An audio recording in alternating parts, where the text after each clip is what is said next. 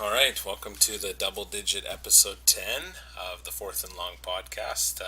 Interesting week, let me tell you. We got lots to talk about. Not only are we recapping week 11, I'm sure we'll touch base at some point on the exciting game that was. Of course, you know it. The Chiefs and the and the Rams. It was a great game. I don't even know what more to say about that. Lots more. A couple questions, but Randy, I was kind of speechless there, just thinking about that game. What was how you been? What are you thinking about that game? What do you think about the weekend? Where you at? Well, I think as far as that game goes, uh, I think the little comment I put on the at the beginning of the rankings this week kind of sums it up. You know, wash the various stains out of your pants. You'll have stains of all kinds in there. Oh, for sure, Even yeah. stains coming from holes you didn't know you had on that sort of thing. It was crazy. It was. It was. Everything that could happen happened. For sure. Well, let's get right into it. Randy, who was the matchup of the week for week 11? Well, the matchup of the week is the one that I predicted, and I think we both kind of looked at. It was your team, Screaming Beavers, against Global Warming. And it's pretty easy to pick this matchup, although I know there's a couple more that were real dandies as well.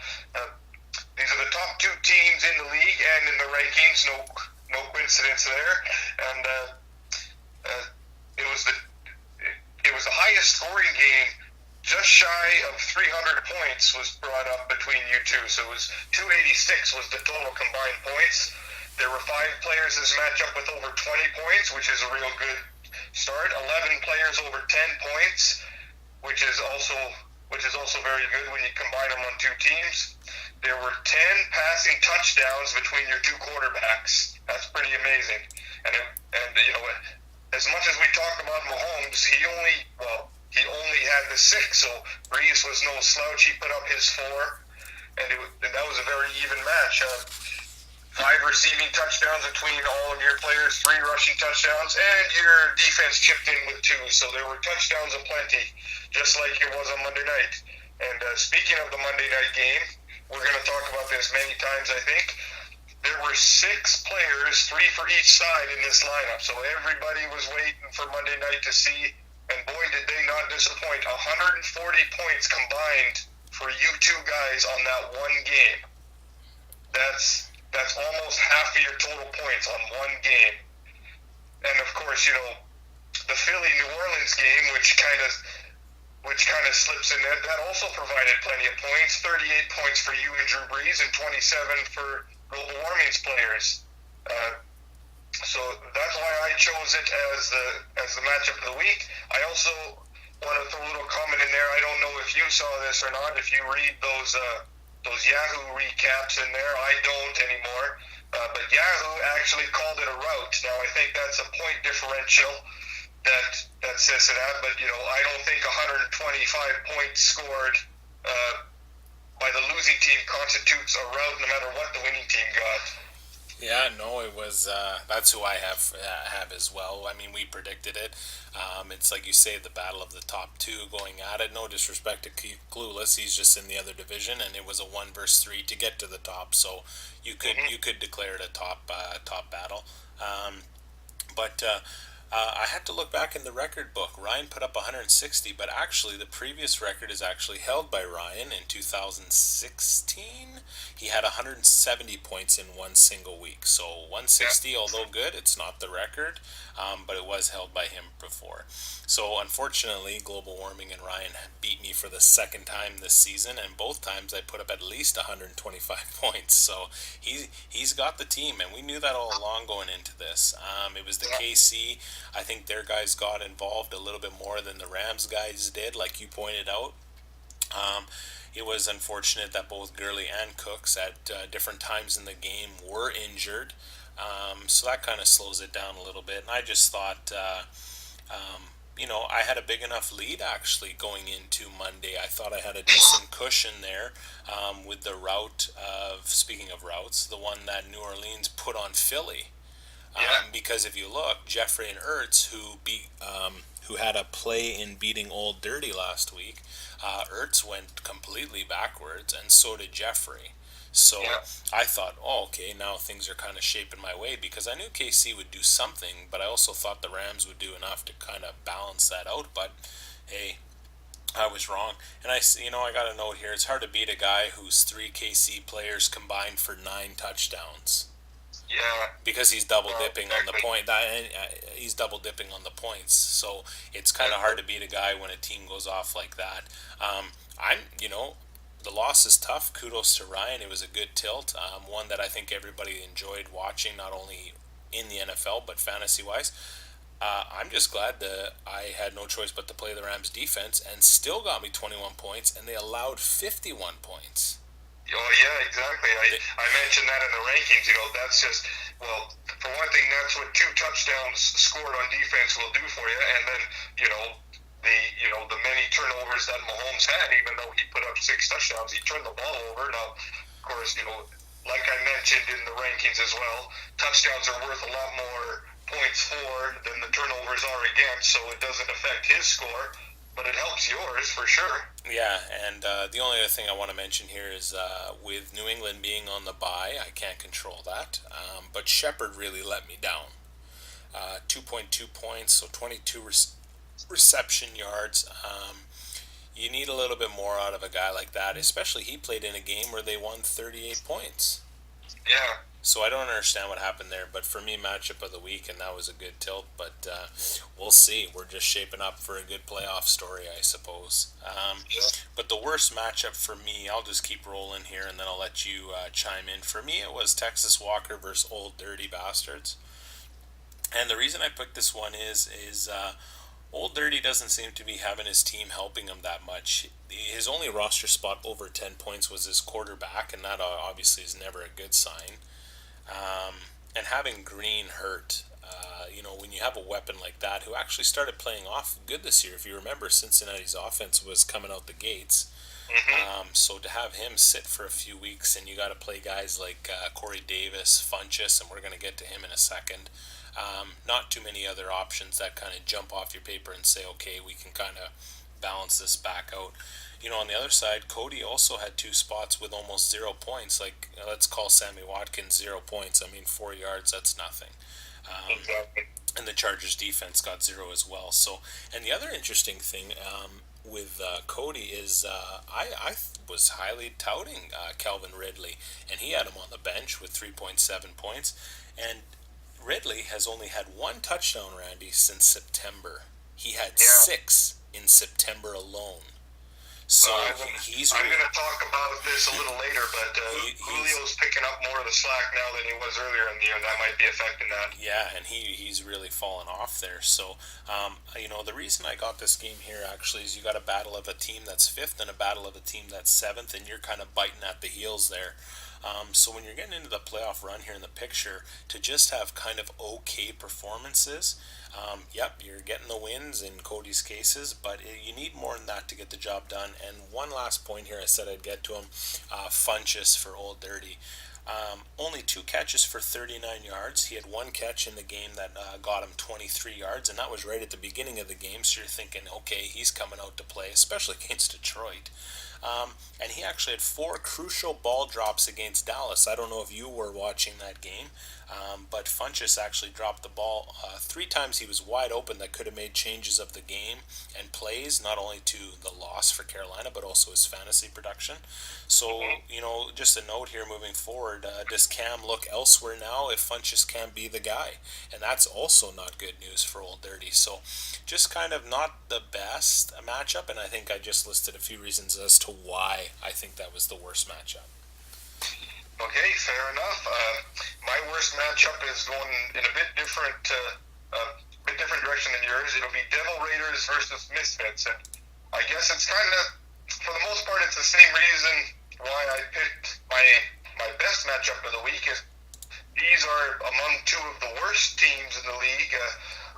Excuse me, not just in terms of record, but in terms of they've been struggling throughout their lineup through most of the season. Every once in a Yeah, while they'll put up a good performance, but more often than not we're talking about a bust of the week or or one of these worst games of the weeks with one of these guys. Now we got them both in the same um, in the same matchup, and that's kind of what how I went for it.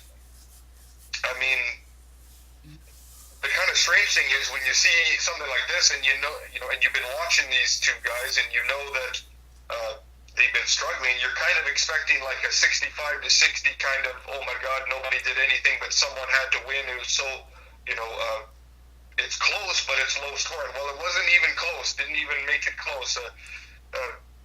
Kelly and the Devil Raiders ended up pretty much maxing out the full potential of their lineup and ended up blowing them out. Even 81 points is pretty average for Nigel. I mean, he had a couple of good players really put up 20 points. After that, it was nothing. Whereas Kelly had a well-rounded performance. It was the kind of thing. There weren't a lot of players on the Monday night game, so by the time Sunday night rolled around, everybody knew that this game was already over, and no one was paying attention to begin with. So that's why I have them as my worst matchup of the week. Yeah, and it's kind of tough too when you're at the bottom, right? I mean, you're trying to get in there, and you have to remember Kelly was 12th for how long? Majority of our season, and now he's in the 10th position. So, good thing for him. Like we say, we don't think playoffs are in his future here this year, unfortunately. But to go from the look at it, I'm holding down the 8th spot, and I'm only one game ahead of those three guys that are all tied for the bottom spot. They're all at 3 and 7. Devil Raiders, Misfits, and Manbear Pig. They're only one game behind me. If I lose out the rest of the year, they could catch me. Now, of course, I'm not the only one they have to catch, but anything's possible if someone gets hot and I keep losing. But yeah, well, we'll see here. So I'm going to let you keep going and moving on to who you gave the Golden Crown to and Player of the Week for Week 11. Well, I think most people might agree with this one. I mean, it was in the matchup of the week, the big Monday nighter. It was Patrick Mahomes for global warming. 49 and a half points, just about 49 and a half points. I mean, even from a quarterback, that's phenomenal. And but aside from the stats, we can list off all the stats all we want. But it was the situation that added great importance to it, and most of it was the fact that your team, the Screaming Beavers, put up 125.92 points. So you really had to bring your A game if you're Ryan. Like you said, Ryan has done that to you twice this year, but the big blockbuster trade was just completed. Obviously there was some question as to whether he was on the way down or if he was still heating up. Obviously, like I said, this was the matchup, big matchup. If Ryan wanted to catch you and take number one spot over the league, he'd have to win this game. And then the fact that he's got two of the other biggest stars for Kansas City means that 3 of the 6 receiving touchdowns that Mahomes threw went to players on his starting lineup anyway, so he got the double dip on those, as you'd mentioned earlier. The final point I wanted to make about Mahomes, especially in this week, was imagine this matchup with Matt Stafford in the lineup. Matt Stafford had 14.9 points this week. That's just about a 35-point difference. And guess what? He beat you by just about 35 points. It would have been real nip and tuck if it was Matt Stafford in the game. Yeah, no, that's. I was looking at that too, and I thought, you know what? I think everybody knows what Mahomes, and you could make an argument. I was going to make an argument for Goff actually, but I'm going to go a different route here, and I'm just. I just like what this guy's doing, and if you're the GM here, you got to be happy too, and he's putting you in a good position. Is Saquon Barkley. 152 all-purpose with 3 touchdowns last week for a total of 33 points. I don't think he needed to go that hardcore for the Bears and Corey to get the win, but I just think it's pretty cool that just an interesting stat here because everybody goes up and down depending on what matchup they play. This rookie running back has never been below 10 fantasy points. That's as solid as it gets. All year.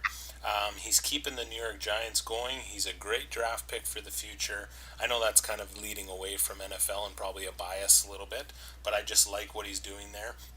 But from a fantasy's perspective, when's the last time you saw anybody proud, Randy, of having a New York Giants running back? Mm-hmm.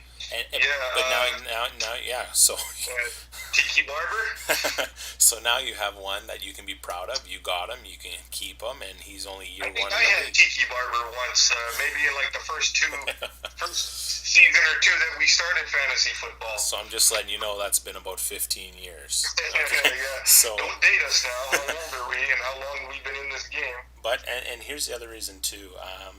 He's allowing to do so much, and he's a weapon now. Just like you got guys like Kareem Hunt, Todd Gurley. What do they do fairly well? Kamara. What's the number one thing they do better than most running backs? They catch the ball out of the backfield. Mm-hmm. And Saquon Barkley is right in that category as well, and I think he had a great week. So I'm going to let those two quarterbacks kind of nullify each other, and I went in a little bit of a different route. And interestingly enough, he plays Philly. Sorry, he plays Philly this week. And last time he played them, he got 219 yards with a touchdown in October. Absolutely torched them. And this is a big game, and we're going to talk about a few other things later on. So I'm going to save some of that. But he almost doubled his fantasy projection, and I think when you have guys who almost double it, Mahomes kind of did that as well. But I like to give it to Barkley and go in a different direction here. Well, and another, just to add to one of the points you made about the double-digit points every week, that's his basement is the 10 points. You know, if you have that guaranteed 10 points, but there's a good chance he'll get you 20. That's much more valuable as a fantasy back. Now, of course, you know, a solid 10 points is valuable on itself, but a true fantasy star gets you the multiple points more often than not, and he does that for sure. Yep. So those are kind of our players of the week. Excuse me. So now we get into the last ugly category here. Bust of the week, and I'd like to start because he really chapped my ass. You believe it or not, I'm giving it to Todd Gurley, bust of the week. Okay. So he's got 9.4 points. He's projected for 24. This is the perfect matchup to come out and dominate not only in the football world but fantasy wise, because KC was giving up the second most fantasy points to running backs, believe it or not. Mm-hmm. He needed a big day. It was an opportunity, 9-1 going at it. We all know the tilt story that happened, and great media and great everything. He just didn't get it done. Now, you can say he was injured. I even said it. But I don't really like that as an excuse. I think he just let me down. I think there was opportunities to be utilized. They chose to go aerial a bit more, which I don't understand. You know KC's powerful offense. Why wouldn't you give the ball down to Gurley a lot more in those situations? Get the points, eat the clock, kind of limit the amount of time Mahomes had on the field. And like I say, you know, if he was able to do that, maybe Ryan wouldn't have got as many points as he did had Gurley, well, one, potentially not gotten injured. But he did come back into the game. That's why I don't really consider it an injury too much. But I'm used to him, sorry, and everybody calls me out on it. He's my only guy, apparently. But I'm used to him getting in the 20-point range. Now, when that's your standard or your basement, and now he goes to 9, it kind of hurts you in matchups like this. So I'm going to give it to him, bust of the week. Well, and yeah, and he was. I had about three or four guys I could have picked. Gurley was one of them. My quarterback Matt Ryan was another one, but I ended up settling on James Conner. Oh, And okay. one of the main reasons, there's a couple reasons. I mean, obviously, 49 total yards and no touchdowns.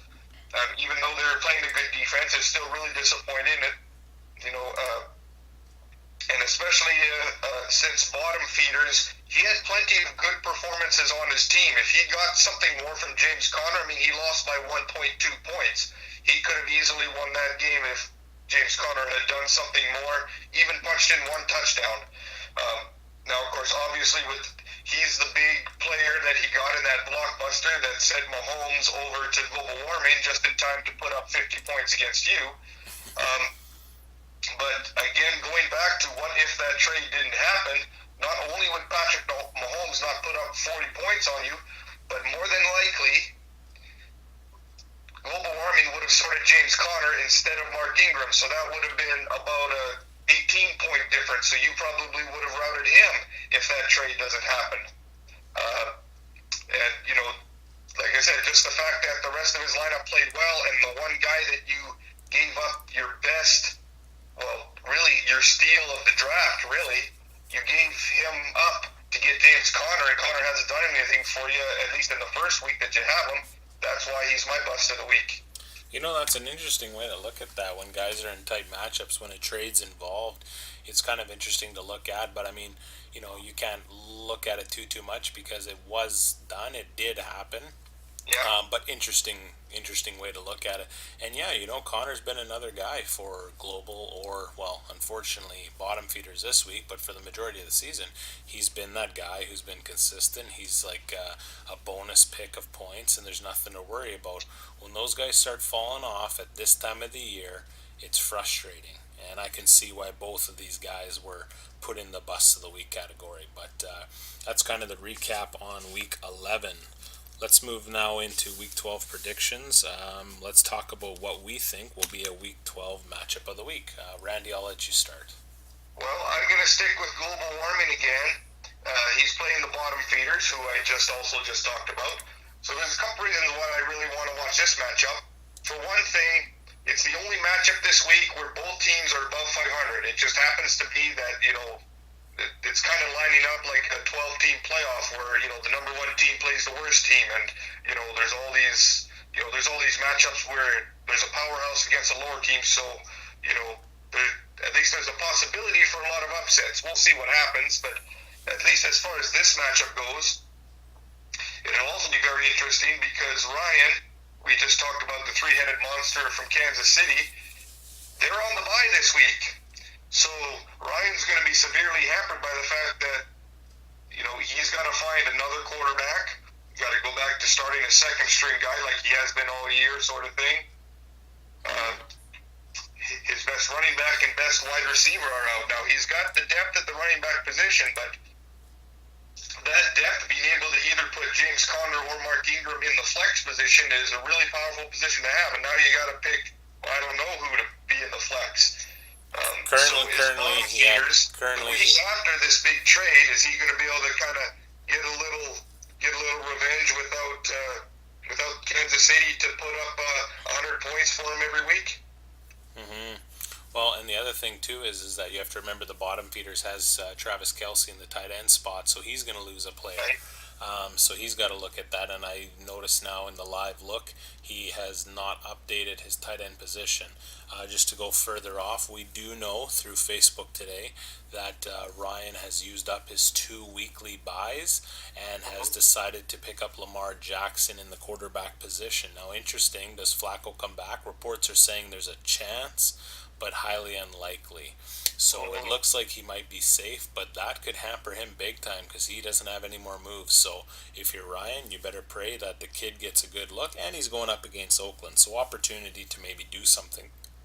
Yeah, well, and then I guess just one more little bit, at least as far as the standings go, especially in your division. I believe you're the NFC, correct? Yeah. That okay, he might be above you now by virtue of the tiebreaker, but if he loses this week and you win, you're back ahead, and he doesn't have another matchup with you for an opportunity to catch you. So if you win out, you got a good chance of winning it if he can't pull it off this week. So there's actually big pressure on him without his starting guys. Yeah, and it should be that's an interesting point. Moving on, I picked a different matchup, but the same point I looked at is it was amazing at how spread out the rankings were for these matchups. The closest one, though, and this will be the matchup of the week that I'm looking forward to, is Jägermeisters versus Old Dirty. We just talked about kind of that bottom section when we touched base on Devil Raiders versus Misfits. Now we have an 8 seed playing a 7 seed. Now, Yeah. this is going to be very interesting here. You're both on losing streaks. You're just coming off of one. But it's going to be, I think it's going to be an interesting matchup to look at. I mean, you've had some good weeks lately. The last 3 weeks, you've put up plus 100 in each week. So your numbers are there, and you're starting to come alive a little bit here. You got 3 players though that are going to be tied up in what we always know as the aerial dome attack, the Falcons versus the Saints. That could bode well for you. Historically, it has. So we'll see what that does for you. I think you're going to need Zeke to eat on Thanksgiving tomorrow. I think you're going to need him to go off in Washington. I don't know. It should be a good game, but Zeke usually does well in that game, so look for him to produce. And it's too bad that Woods from the Rams is on the bye week. I think that's another nice option you've got developing there Yeah, for your team, but you're kind of hindered that he's on the bye week. Now, if you look at Jake's side of the ball, um, he needs things to start going around again. He started off not bad this season. He's taken a bit of a nosedive here. Um, it all depends if AJ Green will play. That would be a nice boost to his wide receivers position, or a flex, however he wants to put him in. And the question here is, does Pittsburgh get off to a good another tilt? I mean, they got Denver, but Ben's been playing good all year, so it'd be interesting to see how this plays out as well. He's got 3 tied up in the Pittsburgh Denver game. So right. you guys are kind of tied up on that one matchup, so that can kind of sway it either way. And for you, the only thing bad will be as if Matt Ryan gives the ball to Coleman, or does Coleman steal touchdowns from guys like Hooper, or you know what I mean? Like he can prevent Right. you from getting points there. It's the time of the year to see what your guys' depth has to offer. If you win, you go to 5-7.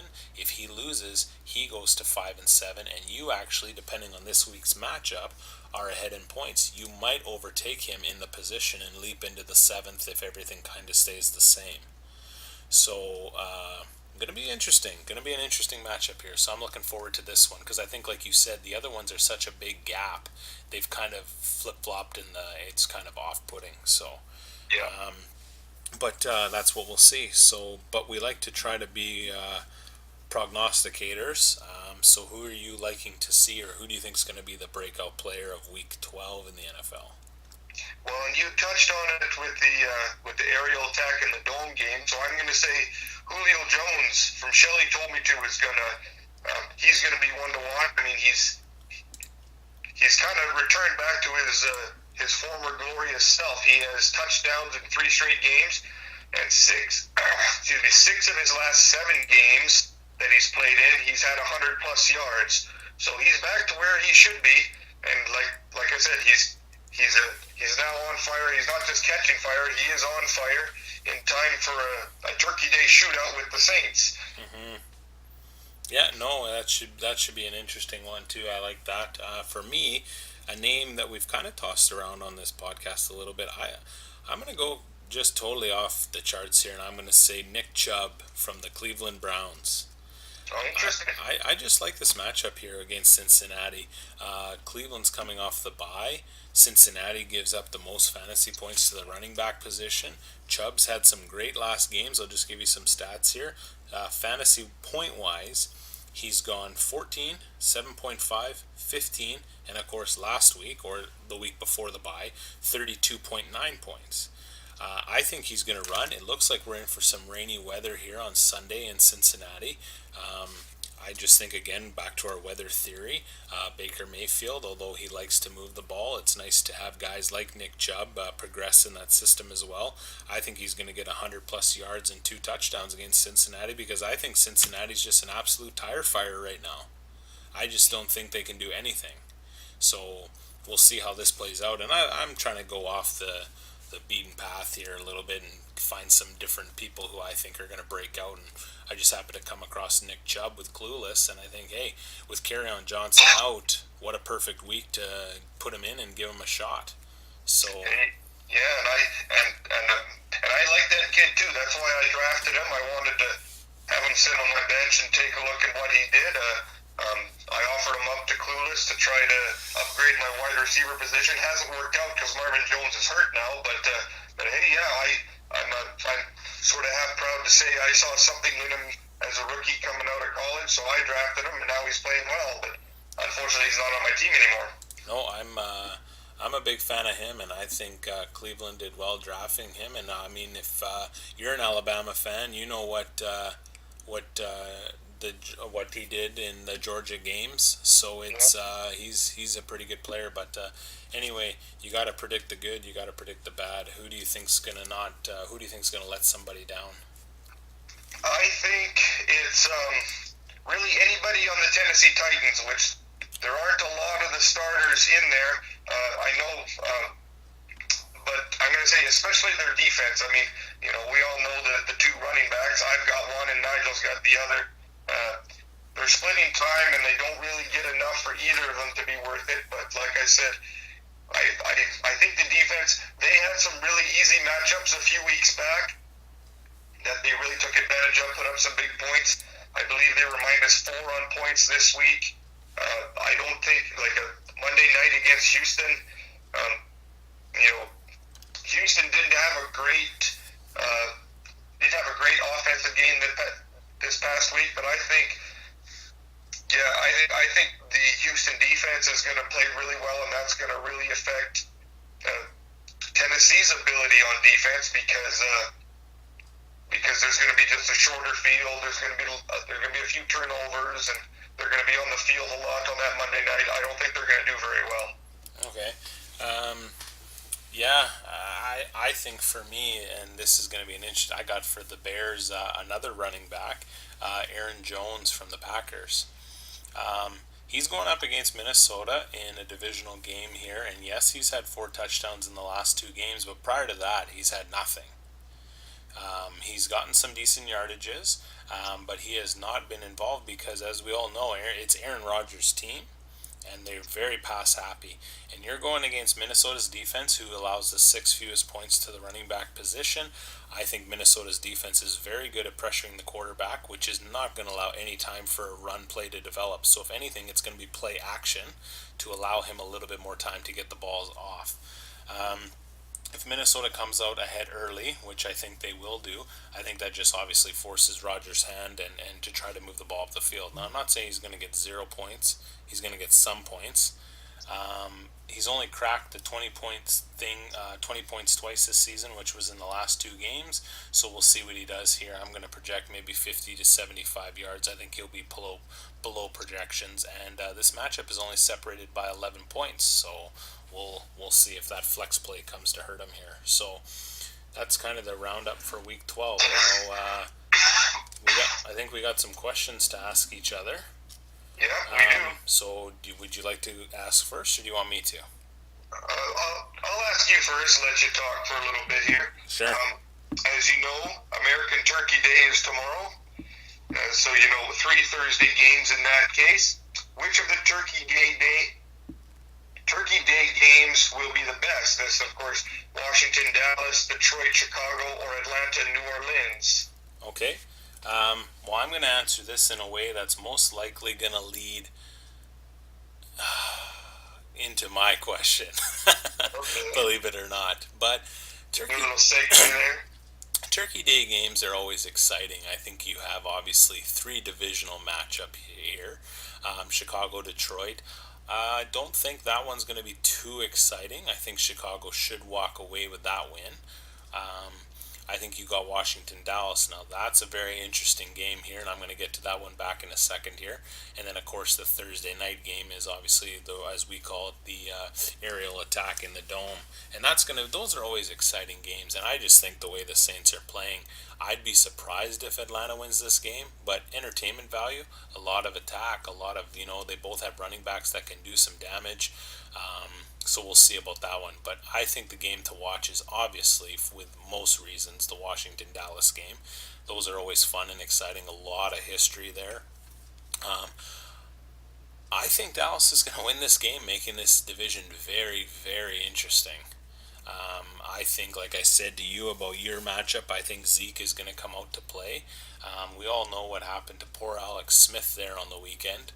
And that makes things really interesting. But I think I'm looking forward to the afternoon game, Washington versus Dallas. I think that's one everybody should watch. I think the other 2 are just there. The evening game will be exciting, but I definitely think the afternoon game for sure. I hate to say this, but it does help my team. I'd like to see Dallas win this game. Oh, yeah. Well, yeah, very good. Yeah, obviously I do too. Just a little bit of the history to add in there. Colt McCoy, who was a guy that I cheered for when he played for the Texas Longhorns, his first start in the NFL came, I think it was a Sunday night game, for the Redskins against the Cowboys, and he beat them. So, what do you know? He's playing again, and he's playing against the Cowboys, in the town where he played his college, and sure enough, he's playing them again in the same place, same, obviously different team, but yeah, it could be very interesting. That's another wrinkle to the history of these franchises having there.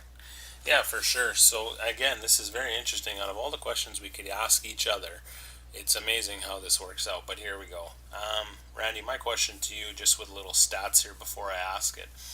Alex Smith broke his leg. He's done for the year. Well, broke his leg, a compound fracture, I believe. Broke the skin and everything. That's what they say. So I think he was wearing socks. Colt McCoy was the backup, and now will be the starter. And they hired Mark Sanchez to be the backup. So now that's the Washington quarterback story.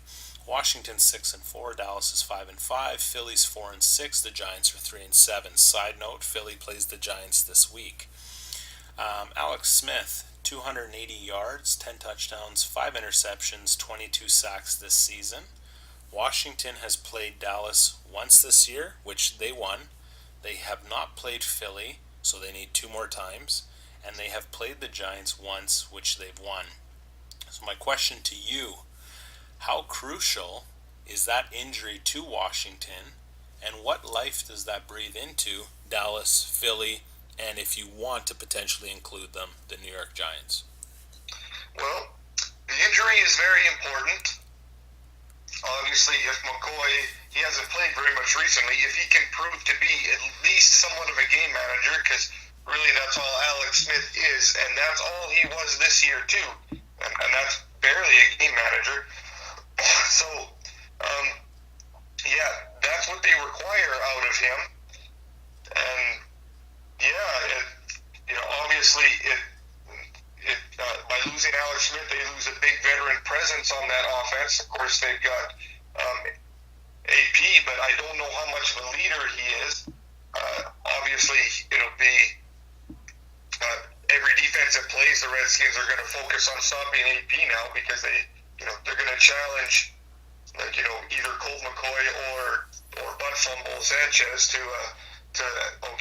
try actually completing a pass without your running back. We'll see how far that gets you, because I think most teams, especially in the NFC East, are willing to just say, yeah, let the quarterback beat us. Those quarterbacks aren't that good. Mm-hmm. And the fact that they all have also lost the game, no team has really taken charge of this division. The Eagles, I don't know what's going on with the Eagles. They look good for 2 weeks and they look bad for 2 weeks. The Cowboys, I think they're starting to turn a bit of a corner offensively. Obviously, defensively, it's kind of hit or miss. Sometimes they'll play great, sometimes they won't play great. Like I said, the Redskins, I think their offense is okay. They can grind out wins, but they're not going to beat anybody in a shootout. And the Giants, well, you can speak just as much or more about the Giants than I can. They, even though they beat San Francisco, they're not really expected to do very much. I think their defense is a big weak point, even though OBJ is picking up his end of the offense and Barkley is doing his job as well. They can put up points if they have to, and in this division, that might just be enough to stay in the hunt. So yeah, this is a very crucial one, situational wise for sure. Mm-hmm. Just because, just because of the trajectory of the teams that are on the top, and then also,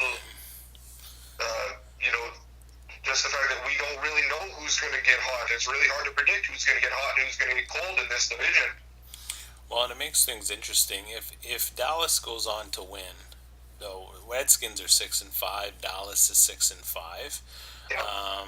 But they've only played each other once, so it'd be tied, have to go to points. I'm not sure who would actually be leading the division.